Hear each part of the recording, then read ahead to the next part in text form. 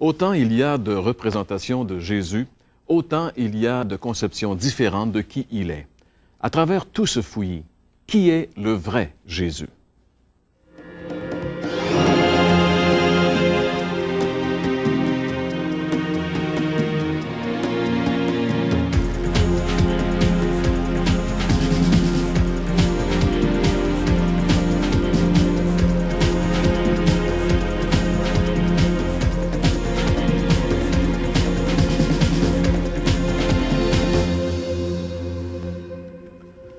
Mesdames, Messieurs, bonjour et bienvenue à l'émission L'heure de la bonne nouvelle. Il nous fait plaisir de vous retrouver à nouveau aujourd'hui où nous allons passer ensemble les prochaines minutes à la découverte du plus merveilleux de tous les personnages qui aient jamais existé, Jésus-Christ, le Fils de Dieu, le vrai Jésus. Et pour ce faire, j'ai le plaisir d'avoir avec moi mes collègues Gaston Jolin. Bonjour Gaston. Bonjour Jean-Pierre. Ainsi que François Fréchette. François, aujourd'hui, nous allons aborder un aspect particulier de la personne de Jésus. Oui, cette semaine, on va aborder le sujet que Jésus-Christ est le vainqueur de la mort. Parce que la mort, c'est cet ennemi implacable. La mort qui, en fait, est tellement difficile à affronter parce que énormément d'énergie sont mises sur, par exemple, les guérisons, les maladies. On investit beaucoup pour pouvoir trouver le médicament miracle, par exemple, ou le traitement qui va nous soulager d'une certaine maladie. Mais malgré tout le progrès que la science a eu sur la santé, eh bien, aucun progrès n'a été fait en ce qui concerne la mort. Certains diront, on a allongé l'espérance de vie. Ça, c'est vrai. Mais en attendant, le problème de la mort reste toujours devant nous et cet implacable ennemi est là et reste encore. Fait qu'on retarde la date, mais finalement, on sait que ça va arriver. Il n'y a personne encore qui a réussi à passer à travers de ça. Maintenant, la mort, c'est vraiment une mauvaise nouvelle. C'est un ennemi, c'est un drame. La mort, c'est quelque chose de laquelle on ne revient pas.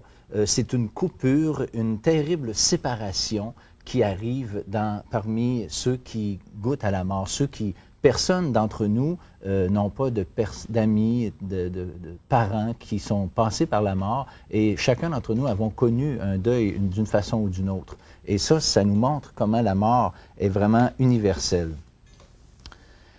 Dans le passé, c'est intéressant de constater que beaucoup de choses ont été dites à propos de la mort et beaucoup de choses ont été faites par rapport à la mort. On voit des personnes, à un moment donné, qui, devant la mort, se sont mis, par exemple, à adresser aux morts certaines requêtes. On a souvent inséré dans des tombeaux ou des tombes des messages adressés à la personne, peut-être quelque chose qu'on aurait voulu dire de leur vivant, puis voilà que c'est trop tard maintenant, puis on glisse dans le cercueil un mot. Pareil comme si ça, on pourrait, avec ça, communiquer avec le mort, ou encore que dire de ceux qui, dans les traditions passées dans la société, ont été jusqu'à donner des vivres avec les tombeaux. Dans certains cas, on sait même des richesses ont été mises dans les tombes. Et ça nous montre comment la mort est quelque chose d'inconnu, de mystérieux pour la plupart des gens. La mort frappe souvent à l'imprévu. La mort avertit pas, elle frappe aveuglément. Elle atteint toutes les couches de la société, puis personne n'échappe. Elle est universelle. Tous les pays, pardon. La mort n'a pas de respect pour personne. C'est ça, elle frappe aveuglément. Il n'y a pas de pays qui n'ont pas, par exemple, leur cimetière. Il n'y a pas de journaux qui n'ont pas leur chronique nécrologique. Ça fait vraiment partie de la réalité quotidienne. La mort est inévitable. La mort est une grande source d'angoisse. La mort, elle est crainte, au fond, par tous et chacun.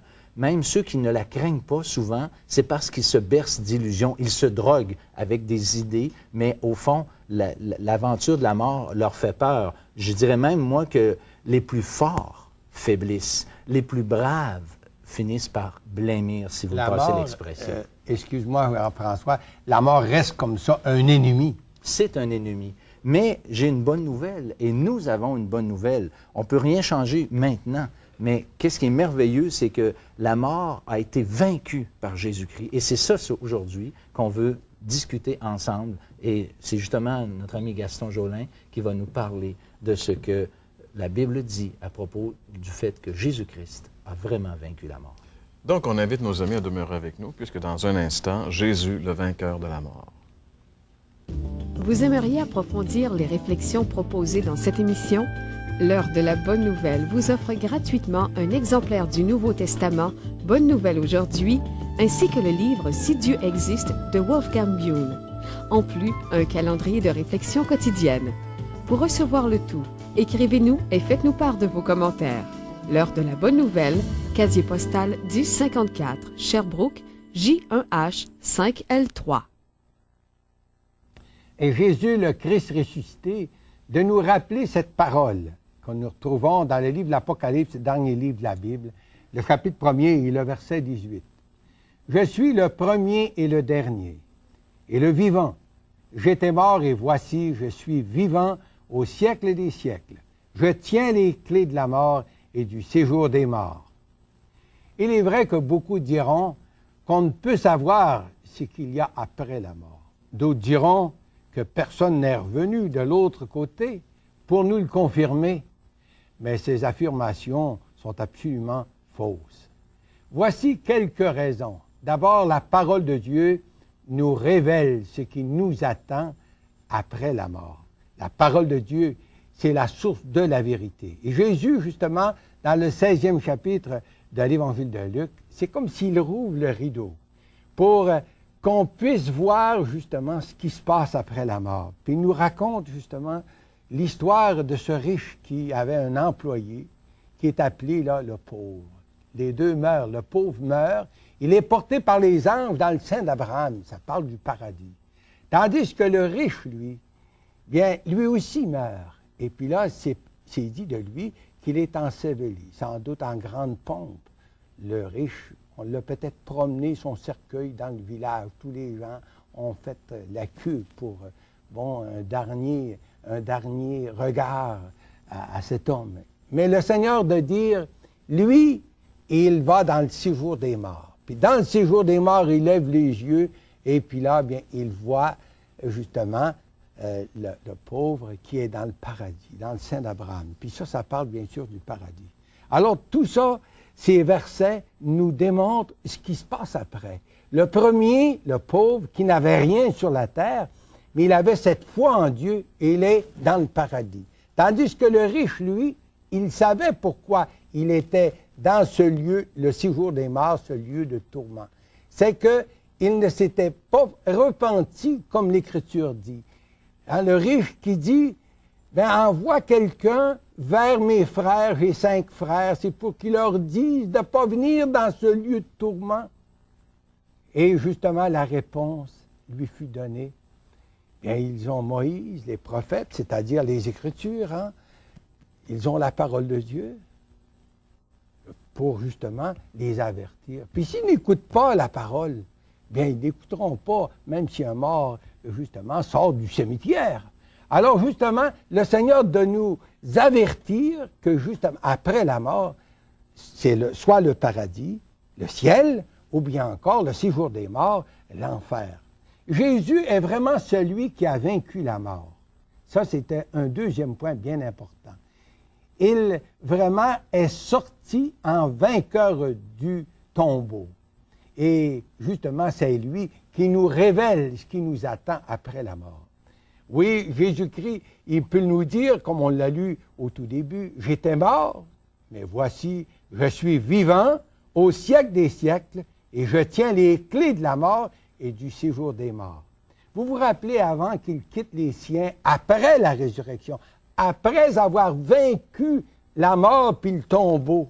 Il peut dire aux siens, avant de les quitter, « Tout pouvoir m'a été donné, sur la terre comme au ciel. » Il est vraiment le vainqueur de la mort. Il a le pouvoir sur la mort. En fait, il y a encore une autre raison capitale qui prouve qu'on peut savoir ce qui nous attend après la mort. Jésus est venu pour nous arracher d'abord, ou arracher l'homme de la mort, et lui donner une espérance vivante, la vie éternelle. L'Écriture, justement, de nous dire que la vie éternelle, c'est pour celui qui croit, celui qui se confie dans le Seigneur. Il n'y aurait pas de vie éternelle si, justement, il n'y aurait pas d'espérance après la mort. La mort touche beaucoup plus que le physique aussi. La mort, c'est aussi la séparation d'avec Dieu sur le plan spirituelle. Vous vous rappelez, lorsque Dieu a placé Adam et Ève dans le jardin, dans ce lieu de délice, il leur avait dit de ne pas toucher à l'arbre de la connaissance du bien et du mal. L'homme était rappelé qu'il était dépendant de ce Dieu créateur. Il était dépendant. Il devait obéissance à son créateur. Et c'est pourquoi Dieu avait placé cet arbre dans le jardin. Et puis justement, lorsque Adam et Ève ont désobéi à l'ordre de Dieu, ils sont morts spirituellement. Dieu les a chassés du jardin. Et puis, depuis ce jour, l'homme ou le péché sépare l'homme de Dieu. On voit ça dans l'Ancien Testament. C'est Isaïe qui nous dira, mais ce sont vos péchés qui mettent une séparation entre vous et votre Dieu. Ce sont vos crimes qui vous cachent sa face. Le péché sépare l'homme d'avec son Créateur. Et ça, c'est la mort spirituelle. On lit la même chose dans le Nouveau Testament d'ailleurs. Dans l'Épître aux Éphésiens, chapitre 2, et le verset premier, et même on pourrait lire, jusqu'au verset 5, mais on va se limiter à quelques pensées. Vous étiez morts par vos offenses et par vos péchés, dans lesquels vous marchiez autrefois selon le train de ce monde, selon le prince de la puissance de l'air, de l'esprit qui agit selon les fils de la rébellion. Nous tous aussi, nous étions de leur nombre, et nous vivions autrefois selon les convoitises, etc. Mais au verset 5, c'est dit, « Nous qui étions morts par nos offenses, il nous a rendus vivants avec Christ, et ainsi de suite. » Alors, voyez, l'Écriture de nous dire que, justement, c'était adressé à ces gens d'Éphèse avant leur conversion. Ils étaient morts dans leurs péchés. Ils marchaient selon le train de ce monde. Et c'était vrai aussi même de l'apôtre Paul qui dit, nous aussi, nous étions de ce nombre-là et nous étions par nature des fils de la rébellion. Alors avant leur conversion à Dieu, tous ces gens, incluant Paul qui était Saul de Tarse, ils étaient morts spirituellement, ils étaient séparés de Dieu à cause de leurs péchés. Parce que Dieu est trois fois saint et l'homme est pécheur. Il ne peut pas y avoir de communion entre la lumière et les ténèbres. Cette condition est vraie de tous ceux qui nous écoutent, qui sont à l'écoute présentement. Si jamais on a fait l'expérience d'une conversion, de la nouvelle naissance, la Bible déclare que vous êtes morts sur le plan spirituel. C'est vrai de tous les hommes. Dans l'Évangile de Matthieu, chapitre 7 et le verset 13, « Car large est la porte, spacieux est le chemin qui mène à la perdition. » Puis il y en a beaucoup qui entrent par là. C'est le chemin de la mort. Si jamais on a fait l'expérience de la nouvelle naissance, on a raison de craindre la mort. Il ne faut pas penser que le chemin large et spacieux est rempli seulement de voleurs, puis de violeurs, puis de meurtriers. Il est rempli aussi par tous ceux qui ne sont pas nés de nouveau. Le Seigneur doit dire, à moins que vous naissiez de nouveau, vous ne pouvez pas voir le royaume de Dieu. Mais pour les timides, encore l'Écriture de nous dire, les timides, les lâches, les incrédules, ils ont leur part avec les voleurs, les meurtriers qui iront dans les temps de feu, selon la parole de Dieu. Hébreux, chapitre 2, verset 3, nous pose une question. Comment échapperons-nous en négligeant un si grand salut? Combien de gens sont encore sur le chemin large qui mène à la perdition parce qu'ils négligent ce qui est le plus important dans la vie, le salut de leur âme? Pour d'autres, ils laissent à leurs dirigeants spirituels le soin de s'occuper de leur salut. Les timides, les négligents, les lâches, nous dit la parole. Mais Jésus, le grand vainqueur de la mort, de nous dire, c'est moi le chemin qui mène à la vie éternelle. C'est moi la porte. Si quelqu'un entre par moi, il sera sauvé. Et ce texte qu'on cite si souvent à travers cette série d'émissions, que nous retrouvons en Jean 5, verset 24. En vérité, nous dit Jésus, celui qui écoute ma parole et qui croit en celui qui m'a envoyé, bien sûr, il m'a envoyé comme sauveur des hommes, a la vie éternelle et ne vient point en jugement, mais il est passé de la mort à la vie. C'est ça la bonne nouvelle. En plus, il n'a pas à craindre le jugement pour la simple et bonne raison que Jésus a été jugé à sa place à la croix. N'est-ce pas merveilleux? Jésus seul peut nous donner cette assurance face à la mort. C'est lui le vainqueur de la mort. Il y a une autre raison qui prouve qu'on peut savoir où on va après la mort. Il y a des milliers de gens qui, à tous les ans, se confient à Jésus et qui sont véritablement sauvés. Puis sauvés, il n'y a pas d'orgueil, il n'y a pas rien pour se glorifier dans ça. C'est le Christ qui nous sauve. Hein? L'Écriture de nous rappeler que ceux qui acceptent Jésus sont sauvés présentement. Pour nous qui sommes sauvés, avait dit Paul justement aux Corinthiens, l'Évangile, c'est la puissance de Dieu. Ils ont déjà l'assurance de la vie éternelle. Et vous, chers amis, où en êtes-vous présentement? Restez avec nous et puis on va entendre justement comment on peut avoir la vie éternelle présentement.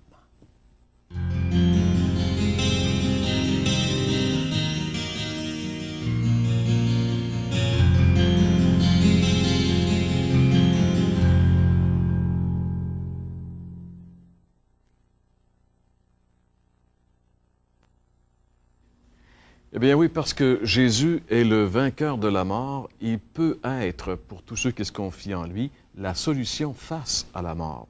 Parce que vous savez, comme on l'a bien mentionné au cours de cette émission, la mort, c'est un problème pour tous les hommes. Quelqu'un a dit que c'est d'ailleurs la plus démocratique de toutes les expériences.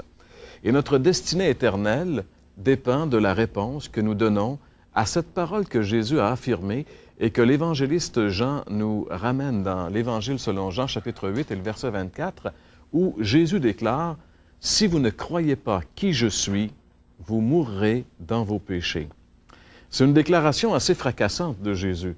Jésus dit « Si vous ne croyez pas qui je suis, vous allez mourir, mais vous allez mourir dans vos péchés. » C'est-à-dire que vous allez mourir dans votre culpabilité et que vous devrez affronter un Dieu qui est 3 fois saint, recouvert de vos propres péchés. En réalité, on peut dire que mourir dans ses péchés, c'est probablement la chose la plus terrible qu'il est possible à un individu d'expérimenter, mourir dans ses péchés. Mais ce qui est merveilleux, c'est qu'il est possible de mourir autrement que de mourir dans ses péchés. La Bible nous dit qu'il y a 2 façons de mourir. Il est possible de mourir dans ses péchés, mais il est aussi possible de mourir dans le Seigneur. Dans le livre de l'Apocalypse, le dernier livre de la Bible, nous pouvons lire ensemble au chapitre 14 et au verset 13, Apocalypse chapitre 14 et le verset 13, nous pouvons lire ce verset qui dit « Heureux dès à présent les morts qui meurent dans le Seigneur. » Heureux dès à présent les morts qui meurent dans le Seigneur. Il n'y a que 2 façons de mourir. Ou bien on meurt dans ses péchés, ou bien on meurt dans le Seigneur. Mais pour mourir dans le Seigneur, il faut être venu au Seigneur. Il faut avoir reçu le Christ comme son sauveur personnel. L'avez-vous déjà reçu? Avez-vous la vie éternelle? Êtes-vous vraiment certain au plus profond de vous que vos péchés sont pardonnés, que vous avez la paix avec Dieu, que vous êtes devenu un enfant de Dieu? Pouvez-vous dire, oui, je sais que je suis né dans ce monde à telle date, mais que je suis né aussi dans le royaume de Dieu, spirituellement, à telle date? Parce que vous savez, Jésus un jour a dit, si un homme ne naît de nouveau, il ne peut ni voir ni entrer dans le royaume de Dieu. Donc la nouvelle naissance, c'est ça, recevoir le Christ. C'est inviter Jésus qui vient en nous, faire sa demeure en nous et faire de nous une nouvelle création. Si vous n'avez jamais expérimenté cette chose essentielle pour le salut, pourquoi ne pas le faire maintenant? Peut-être que vous dites, j'aimerais recevoir Jésus-Christ, mais qu'est-ce que j'ai à faire? La première des choses, c'est de reconnaître que vous êtes pécheur. La Bible dit « Tous ont péché et sont privés de la gloire de Dieu ». Nous sommes tous par nature des pécheurs. Par nature, nous sommes tous séparés de Dieu. En réalité, par nature, nous sommes tous dans nos péchés. Et si on continue à vivre comme ça, sans jamais reconnaître ce fait et vouloir changer cette situation, eh bien, nous allons mourir dans nos péchés. Premier point, reconnaître que nous sommes pécheurs. Tous ont péché et sont privés de la gloire de Dieu. Deuxièmement, croire. Croire que Jésus a complètement et parfaitement accompli l'œuvre du salut et me confier en lui. La Bible nous dit, Dieu a tant aimé le monde qu'il a donné son Fils unique afin que quiconque croit en lui ne périsse pas, mais qu'il ait la vie éternelle. Dieu nous a aimés. Il nous a aimés au point de payer le prix de notre rachat. On n'a pas à se racheter soi-même, on n'a qu'à croire que Jésus a accompli notre rachat. Et finalement, c'est de le recevoir par la foi comme notre sauveur personnel. La Bible dit dans l'Apocalypse, chapitre 3 et le verset 20, « Je suis à la porte et je frappe. » Jésus dit, « Je suis à la porte et je frappe. Si quelqu'un entend ma voix et ouvre, j'entrerai chez lui et je souperai avec lui. » À nouveau aujourd'hui, à l'instant même, Jésus frappe à la porte de votre cœur. Voulez-vous lui ouvrir? Dans un simple mot de prière, simplement dire, « Seigneur Jésus, je reconnais que ce sont mes péchés qui t'ont fait souffrir et mourir sur la croix. Je reconnais, Seigneur, que sans toi, je vais mourir dans mes péchés. Mais Seigneur, je veux mourir en toi. Je veux que tu viennes maintenant dans ma vie. Viens, Seigneur, prends ma vie et fais de moi ce que tu veux. »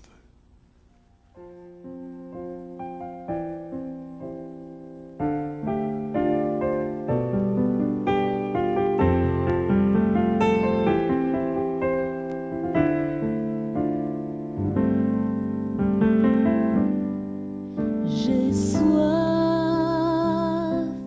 de ta présence, divin chef de ma foi. Dans ma faiblesse immense, que ferais-je sans toi? Chaque jour, à chaque heure, j'ai besoin de toi. Viens Jésus et demeure auprès de moi.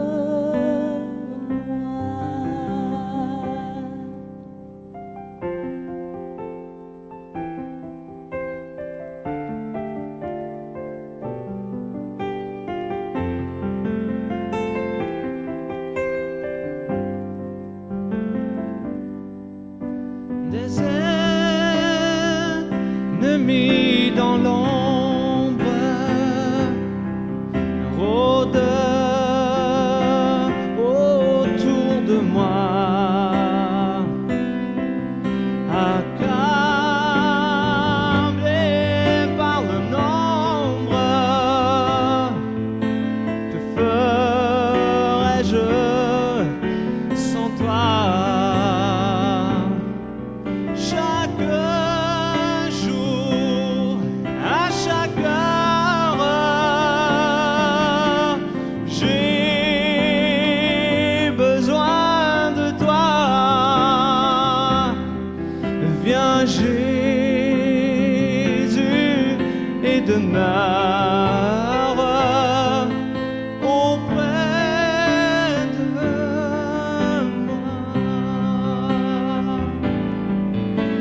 Oh Jésus,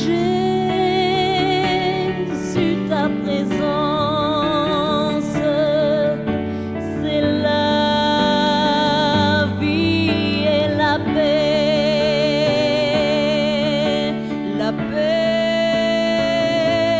dans la souffrance et la vie à jamais. Chaque jour, à chaque heure, j'ai besoin de toi. Viens Jésus et demeure auprès de moi. Chaque jour, à chaque heure, j'ai besoin de toi. Viens Jésus et demeure auprès de moi.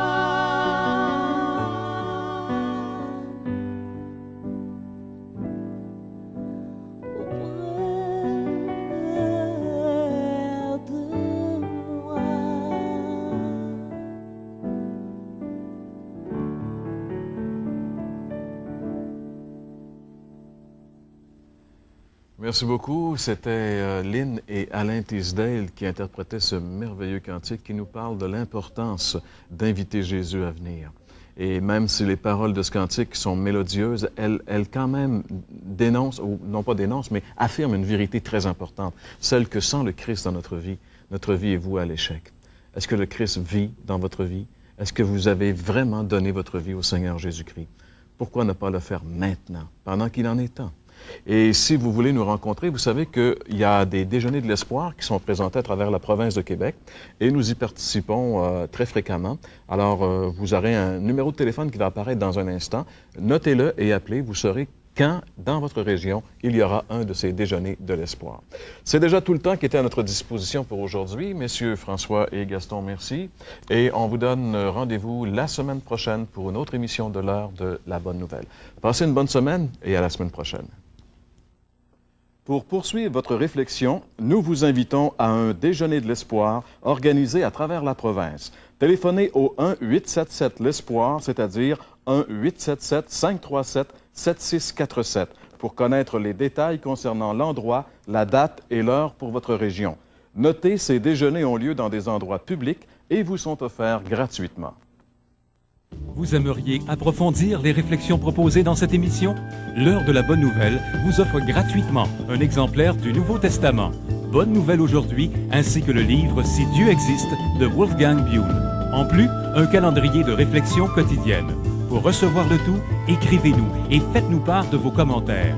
L'heure de la bonne nouvelle, case postale 1054, Sherbrooke, J1H 5L3.